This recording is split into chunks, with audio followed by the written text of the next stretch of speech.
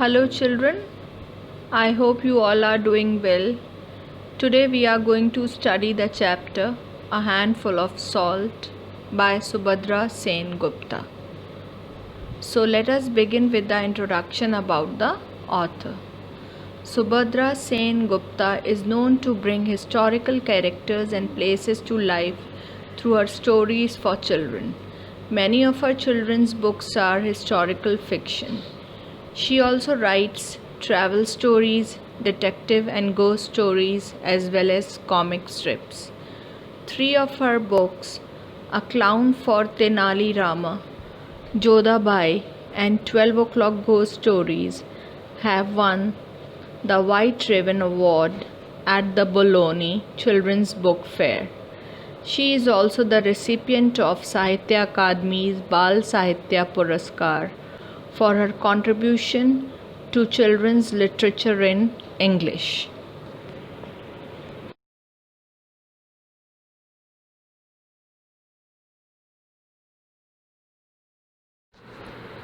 Let us know about Dandi March, as it marked the beginning of the civil disobedience movement.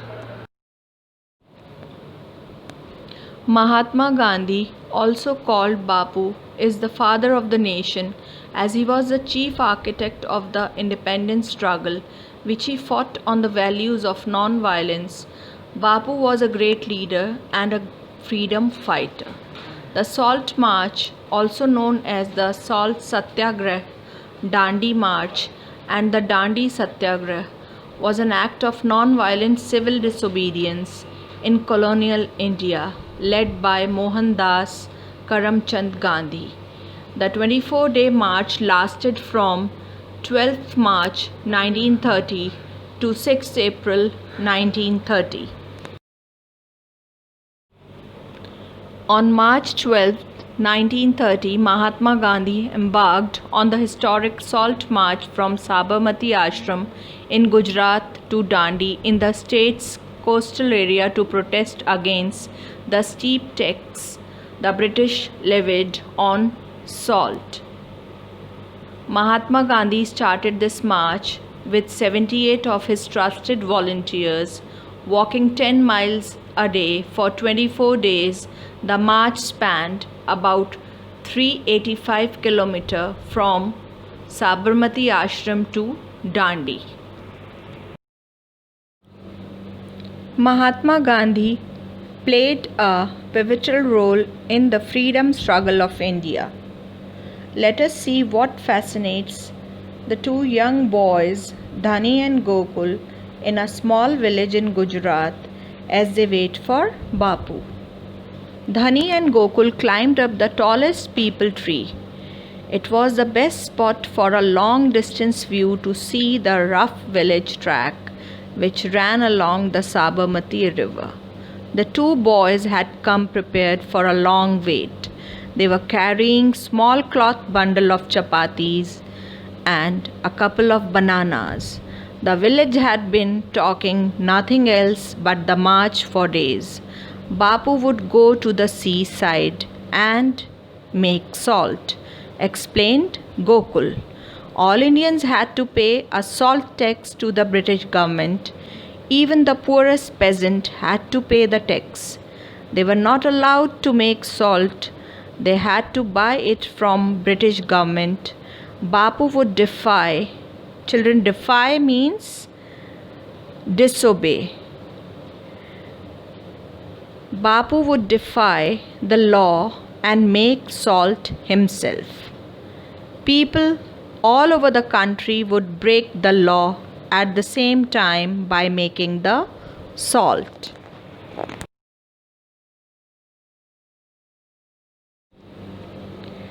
The two of them squinted eagerly and together yelled. The two of them means the two boys, Dhani and Gokul. Squinted means looked with partly closed eyes to see clearly. Yelled, shout in a loud, sharp way. So the two of them squinted eagerly and together yelled, "They are coming! The procession looked like a moving white stream flowing towards them. Children, the procession was giving a look of white stream because the people were wearing white clothes. Leading the way at a brisk pace was a thin figure clad in a short white khadi dhoti and with a large khadi shawl wrapped over his torso. Brisk means, children, active and quick. Torso is part of a human body, not including head, arms and legs. It is called trunk part of the body. He strode down the road, leaning against a tall walking stick. Dhani stared at the small, grandfatherly face, the bald head, the round spectacles, the watch swinging at his waist. Dhani thought in triumph, "Ah, so this is Bapu." Triumph means a great victory.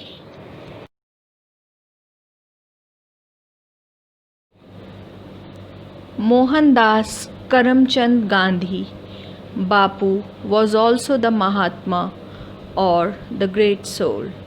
Bapu walked steadily, busy talking to the people beside him. He did not stop for a moment, walking with a surprising speed for a man who looked so frail. Frail means weak or delicate. People joined the march from both sides of the road, and the white river kept getting longer and longer. Gandhiji kept coming closer, and then he was right below the tree. He peered up, looked carefully with difficulty. He peered up at the two young faces. The two young faces were the faces of Dhani and Gokul, and smiled. Dhani looked at Gokul, and in a flash the boy scrambled down from the tree and ran to join the crowd of people walking with Gandhiji. Scrambled means, children, climb up, down, or over something quickly and with difficulty. They forgot about what their parents would say. Bapu had called them. How could they say no? The white river kept getting longer and longer. Bapu, chatting and smiling, waving and nodding, marched on.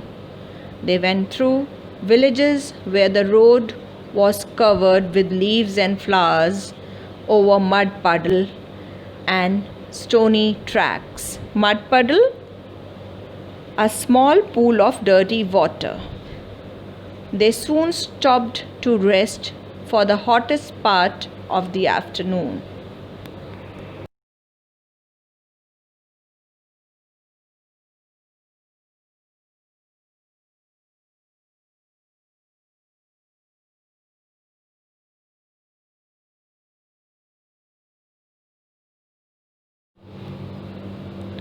Gokul looked around as the people were talking that they would have to walk 3 to 4 weeks to reach Dandi on the Bombay coastline. The distance would be 385 kilometers. Bapu was uniting the nation by making salt. He was truly a brilliant man. Gokul's father, who had also joined the march, spotted the two boys and asked them to return home along with him, as Bapu did not want them to leave their work. There were others who would take their place at every village and town Bapu go through. The two boys requested to have another look at Bapu before they left. Gandhiji was fast asleep on a charpoy under the shade of a tree. They gave him one last admiring glance and began the long trudge home. Children, glance means take a brief, hurried look. Trudge is a tiring walk. So, this is all about the chapter. You just go through it once again, and I hope you will understand it. Thank you all.